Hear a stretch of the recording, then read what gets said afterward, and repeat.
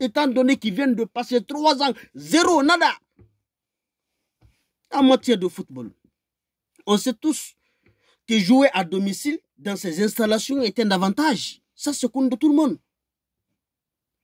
Jouer à domicile est un avantage. Nos joueurs de Syrie n'ont pas connu cet avantage. On a beau leur critiquer là, hey, ils ne sont pas à 100% responsables de cette situation. Il y avait le problème d'entraîneur au départ qui nous a fait perdre 2 matchs d'affilée. On peut comprendre. Ensuite, on a pu en tout cas atténuer un petit peu le problème en faisant venir, n'est-ce pas, Michel Dussier après Paki, après Charles Paki. Mais le problème n'est pas là. Les joueurs sont les mêmes. Certes, tactiquement, il y a eu amélioration à travers Dussier, mais le problème, c'est qu'on n'a pas cette chance, cet avantage de jouer à domicile. Même la Tanzanie, là, ce qui nous a causé problème, là, c'est parce que lors du premier match, le match aller avec, n'est-ce pas, la Tanzanie, là, on n'a pas eu la chance de jouer ces matchs chez nous. Mais eux, ils ont eu la chance de recevoir, n'est-ce pas, chez eux. Donc, dans l'ensemble de la compétition, ils ont la moitié des matchs qu'ils ont reçus chez eux. C'est un avantage pour eux. Eux, ils ont capitalisé, n'est-ce pas, sur cet avantage pour pouvoir gagner.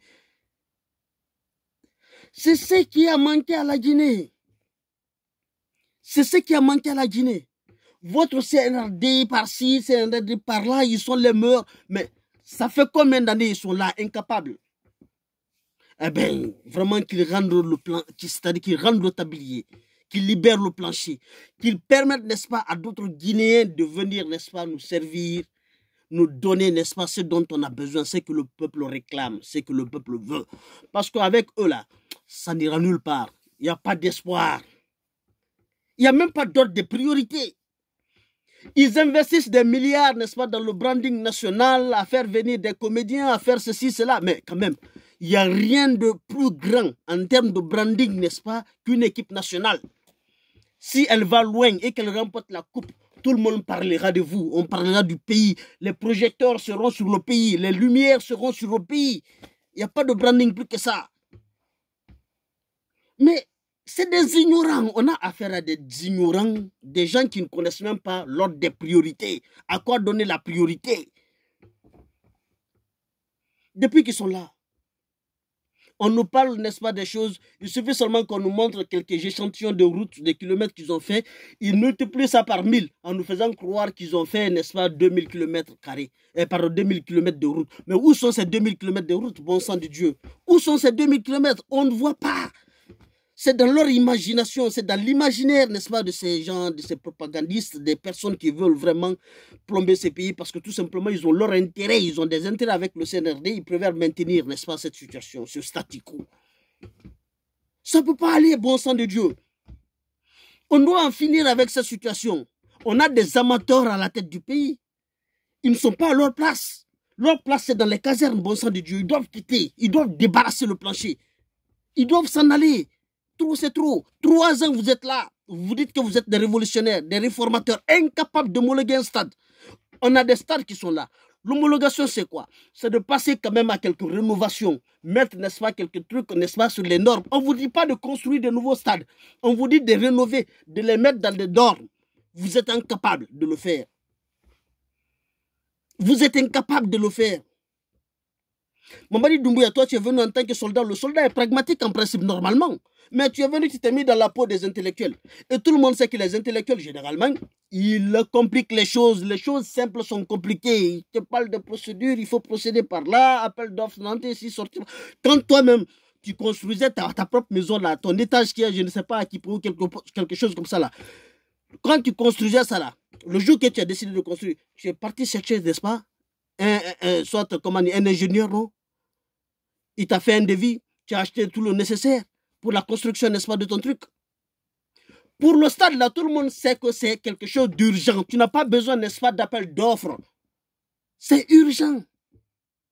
Parce que l'équipe nationale du pays en a besoin pour opérer, pour jouer, n'est-ce pas, ces matchs à domicile.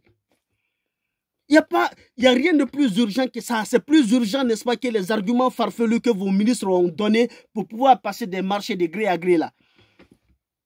Si vous passez un marché de gré à gré, c'est-à-dire c'était un marché de gré à gré qui était passé pour l'homologation, n'est-ce pas, de nos stades à Conakry, aucun Guinéen n'allait lever le petit doigt pour dire que ah non, c'est pas juste. Mais vous laissez ça pour la réalisation, n'est-ce pas, du domicile de la maison, n'est-ce pas, du Premier ministre, vous avez investi plus de 6 milliards, rien que pour ça. Pour la construction des bâtiments de Ousmane Gawal Diallo et d'autres départements, c'est des centaines de milliards qui ont été débloqués. Alors que ce n'est pas prioritaire. Tous ces gens-là, avant qu'ils ne soient ministres, là, ils logeaient quelque part, ils avaient un domicile. Ils pouvaient se contenter de ça d'abord.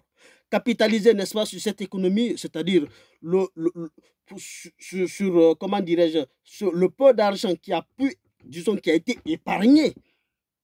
C'est-à-dire qu'on a pu garder en évitant des dépenses inutiles dans c'est-à-dire la réhabilitation de leurs bureaux, leurs services, leurs ministères et autres là. Si on mettait ça d'abord de côté et qu'on mettait l'accent sur l'homologation des stades, on aurait homologué tous ces stades, voire même construit d'autres stades de standing international. Mais je vous dis, c'est des ignorants. L'ordre des priorités ne les intéresse pas. Eux, ce qui les intéresse, c'est leur confort personnel. Il est ministre, il veut que vraiment, il vient d'arriver. Tout, c'est-à-dire les meubles qui sont dans son département ministériel là, il préfère les changer. Même si ces meubles n'ont pas de problème, hein, il préfère, n'est-ce pas, que ces meubles soient changés avant, n'est-ce pas, que lui il ne vienne. C'est-à-dire il doit venir avec de nouveaux meubles. Et pourtant, les meubles qu'il a trouvés ici, les meubles qui étaient utilisés par l'ancien ministre, sont des meubles qui sont dans les normes. Mais tout ça, il ne le fait pas. C'est-à-dire avec son argent propre. Hein. C'est l'argent de l'État. Voyez-vous comment nos ministres, nos directeurs généraux et autres la dépensent, gaspillent, dilapident l'argent de l'État?